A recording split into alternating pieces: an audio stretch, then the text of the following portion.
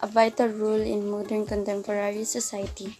It is an integral part of life essential for the physical and mental well-being of individuals. One example of this is football. Football is more commonly known as football or soccer, a sport played between two sides of 11 players with a spherical ball. The mechanics of this game is simple. Outfield player must move the ball with any parts of the body except their hands and arms. Only the goalkeeper can use their hands, and this is only their penalty area. When the ball goes out of play, at either side which did not put the ball out of play, they can throw the ball back in play using their hands. A goal is scored when the entire ball crosses the goal line between the goalposts. Now let's talk about history of football. Where did football originate from? Some people say that the Greeks and Romans originated football in 388 before Common. They used to play a lot of ball games such as football but with a few different rules. Other people say that football was originated in China, but they play it in a different way than today. And it is believed that the first form of football was played over 3,000 years ago in Mexico. In China and Japan, football was a ritual game of kick-off, and the Romans played a game of football involving four lines, and this could be the origins of goalkeepers, defense, midfield, and forwards. When the Romans left Britain, many ball games were being played just like folk game. So, how many countries play football as their national sport? About 60 countries have football as their national sport, like America, Western Europe, and almost all the countries from Norway to Greece, the Middle East, Southeast Asia, and the African nation. Football doesn't necessarily have to be the national sport, but it is one of the most popular sport in the world. Benefits of playing football. Playing sports, especially football, can give many examples of benefits for the player, such as health benefits. Playing football can improve and maintain your health physically and emotionally healthy. Physical benefits. The complexity of training undertaken by a footballer means that they not only utilize their aerobic system, but their anaerobic system during a game too. Football players tend to perform a mix of high intensity like sprinting and low intensity like jogging exercises during a match. 25% of time is spent walking, 37% of time is spent jogging, 20% of time is spent performing high intensity running, 11% of time is spent sprinting, and 7% of time is spent running backward. With all this heavy cardio activity, it can reduce body fat. Football improves player strength such as upper body strength, lower body strength, and core stability.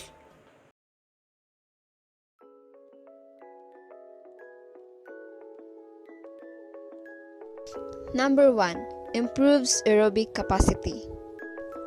Football players often have a tremendous amount of aerobic capacity, being able to go from walking to sprinting and have a fast recovery to do it again and again and again.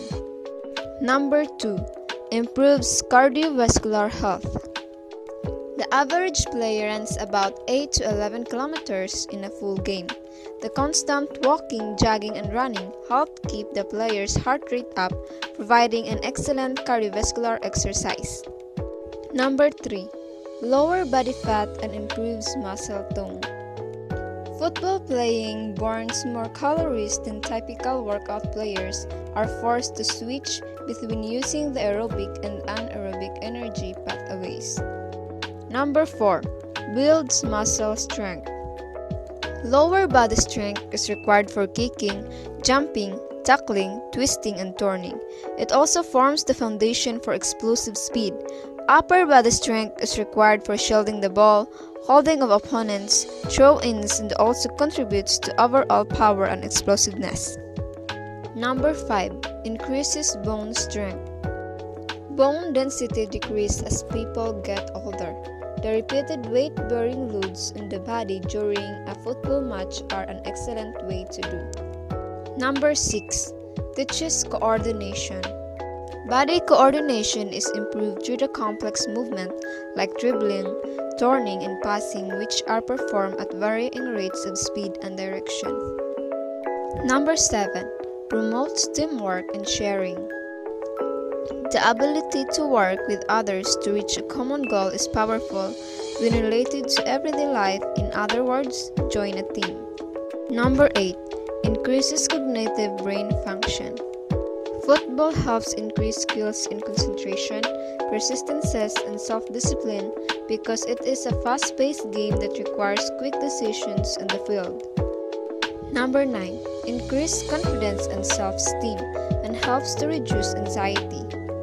Confidence and self-esteem not only impact sports performance, but also performance in school, career, family life, and friendships. Number 10. Anyone can play anywhere. Football is not an expensive or prohibitive sport. All that is needed is space and ball.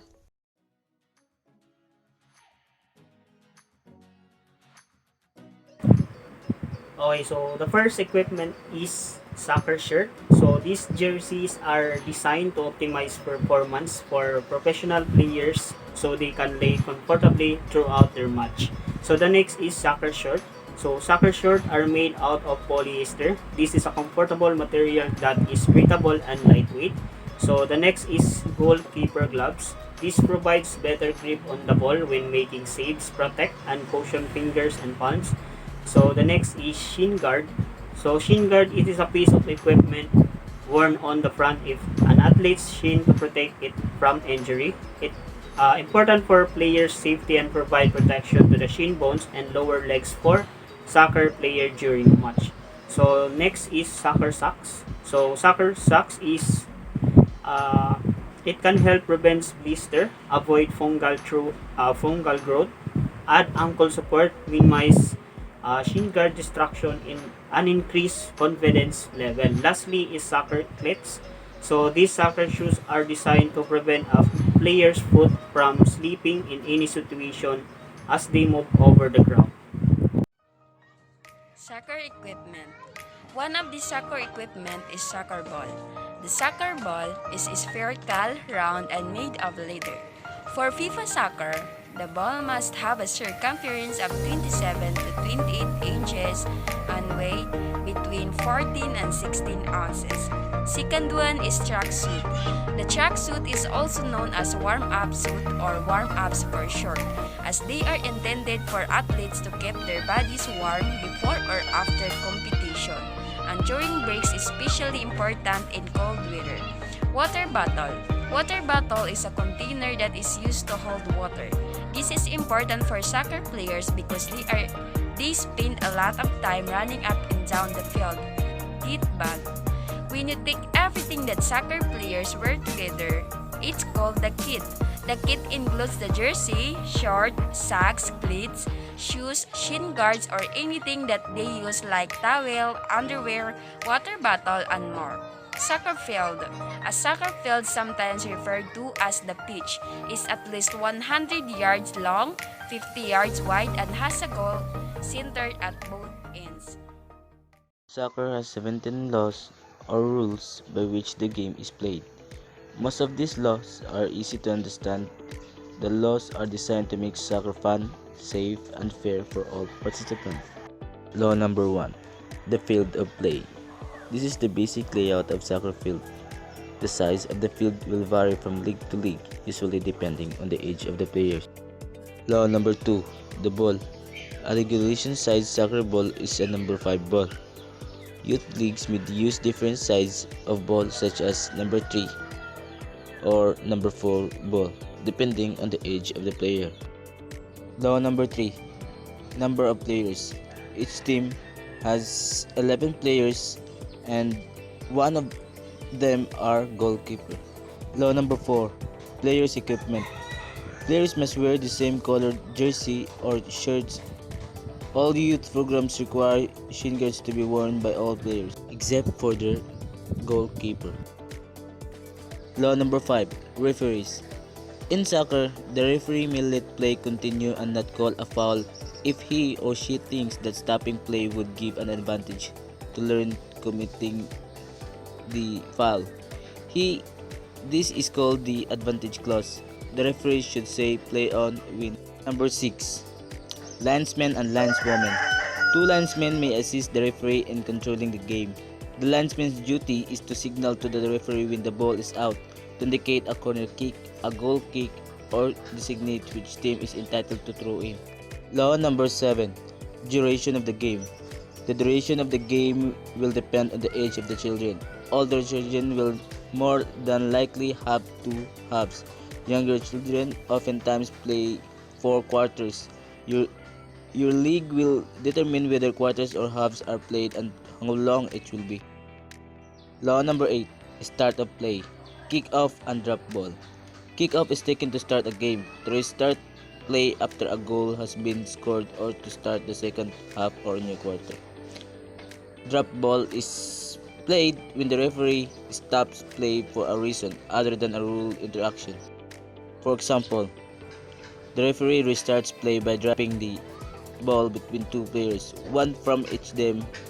A drop ball may not be played until it touches the ground. The first player playing the ball is allowed to play the ball again without it having to be touched by another player. This means the player must dribble, pass, or shoot the ball after touch. Law number 9. Ball in and out of play. The ball is out of play whenever it is completely outside of the edge of the touchline of the goal line, either on the ground or in the air. Also, it is out of play when the referee stops play for any reason. Law number 10. Method of scoring. A goal can only be scored if the entire goal goes completely over the outside edge of the goal line, under the crossbar, and between the goal posts while it is in play. Any player may score goals, including the goalie, except when taking a free kick, throw kick, goal kick, penalty kick, or kick off. A ball played by a player directly into his own goal is a score. Law number 11. Offside. An offensive player must have 2 opponents, including the goalkeeper, between himself and the goal line at the moment the ball is passed to him. Offside is determined when the ball is passed to the player. A player who is in the offside position becomes offside when he participates in the play, he interferes with an opponent, or otherwise tries to take advantage of being in the offside position. Law number 12. Fouls and misconduct. Misconduct is where a player deliberately pushes, holds, or kicks his or her opponents. Fouls occur when the action is mostly accidental, when a player is trying to get the ball from the opponent when the ball is in play. A referee can penalize a player and issue a yellow card or red card depending upon the seriousness of the foul or behavior of the player. The first yellow card received allows the player to continue the match, whereas the second yellow card received by that player will equate to a red card. When a player is shown a red card, he or she will have to leave the field. Law number 13. Free kick. There are 2 types of free kicks, direct and indirect. On a direct free kick, the ball may be kicked directly into the goal for a score by the player taking the kick. The direct free kick is taken at the spot where the foul occurred. Indirect free kick. A goal can be scored only if the ball is touched by one or more players from either team after it is kicked into play and before it enters the goal. Law number 14. Penalty kick. A penalty kick is awarded either when a defensive player fouls an attacking player or commits a handball in his or her team's penalty area.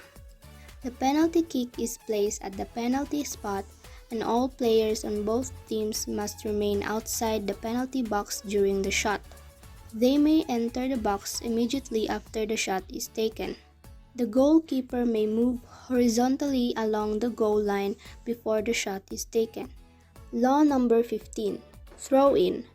A throw-in is taken to restart a game after the ball goes out of play over the touchline. A throw-in is taken by a player from the team which did not touch the ball last. The player throwing the ball in must have both feet on the ground and both hands on the ball over his head.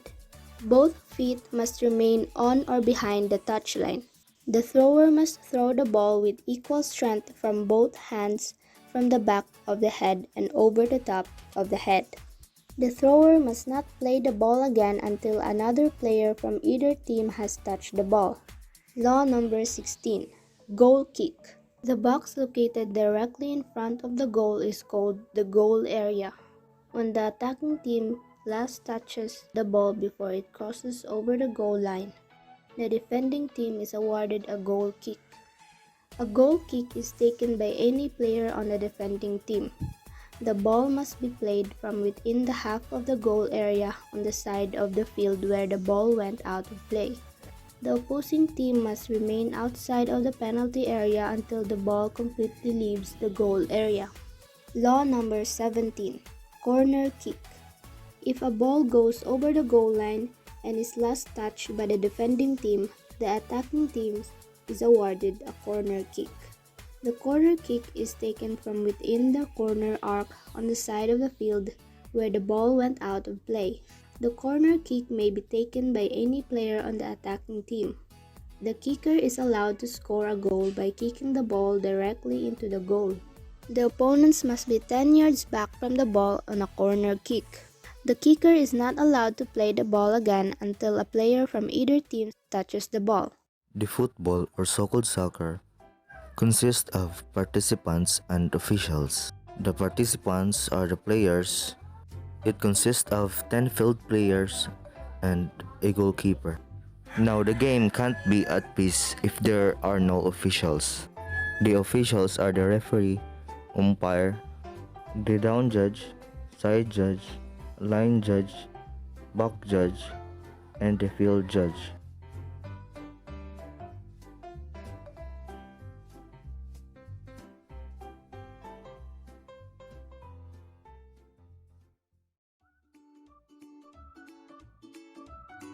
Dribbling is an attacking move where the player should retain the ball with them until the opponent is defeated. Shooting drills, a line of the player to make a score. Turning drills, it's all about changing directions of the player. Tackling drills, every player is given the ball in percent the grid. The aim of the game is to tackle the player as you dribble near them. Passing drills, 3 offensive players on each sides of the playing grid attempt to pass the ball through the middle of the playing area. Crossing drills is to pass wherever left or right.